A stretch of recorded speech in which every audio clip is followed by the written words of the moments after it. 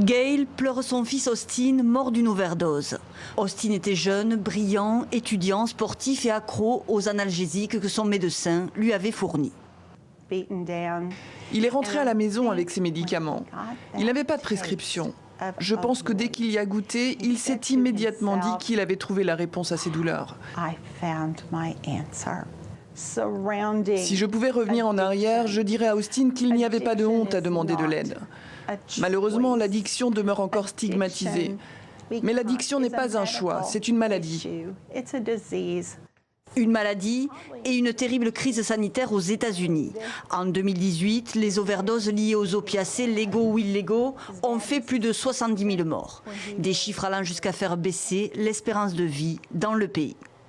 En première ligne, l'État de l'Oklahoma. Ici, en 2012, le chiffre des médicaments antidouleurs prescrits est supérieur au nombre d'habitants. Ici, les overdoses liées à la consommation d'opiacés ont fait plus de morts que les accidents de la route. Et c'est dans cet État que s'ouvre aujourd'hui un important procès.